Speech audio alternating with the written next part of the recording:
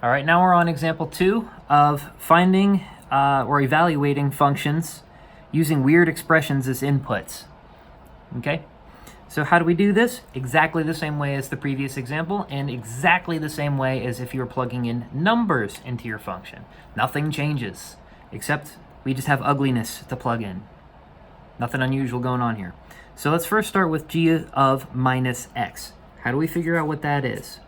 G of minus x is equal to, well, I'm going to take, since this is an x value that I'm plugging in here, it just happens to be called minus x, I'm going to replace every x I see in my formula with this minus x.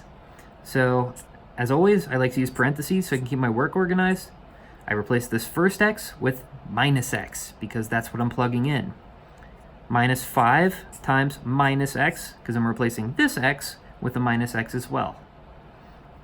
This is why parentheses are crucial, because you're going to end up canceling minus signs here. And then the plus 2 gets carried along for the ride. Simplify. Okay? Minus x squared is going to be just x squared, because the minus times the minus is positive. Okay? Then we have plus 5x, because I have a minus sign out in front here, and this is technically minus 5 times minus x. So the minus times minus cancels out and becomes positive. All right? And then this plus 2 gets carried along for the ride. If you like, you could try factoring this. Odds are it's not going to factor, and in fact, I'm pretty sure it doesn't. So with this, we got a variable expression just by plugging in a minus x. Okay? It worked the exact same way as if we just plugged in a number. Replace all the x's with the input. Let's take a look at g of x plus h. Every place I see an x, I'm going to replace it with an x plus h. This will be extremely helpful when we look at the difference quotient, especially when it comes to derivatives. So this x gets replaced with an x plus h. So I have x plus h squared. Okay?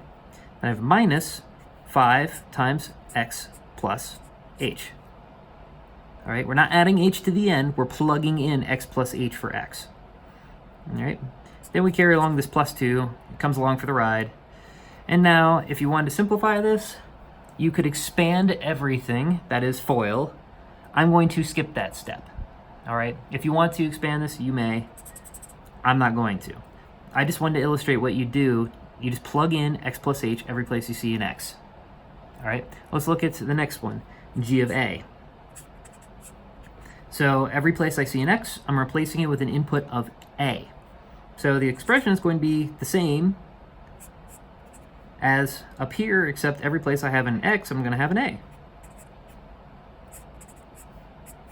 I just changed variable names. That's really all this one did. So I have a squared minus 5a plus 2. So it looks the same, I just changed the name of the variable. Okay? So with that, we have successfully evaluated g of minus x, g of x plus h, and g of a. With that, our example is done, and hopefully you found it helpful. If so, like and subscribe. I'll see you in the next one.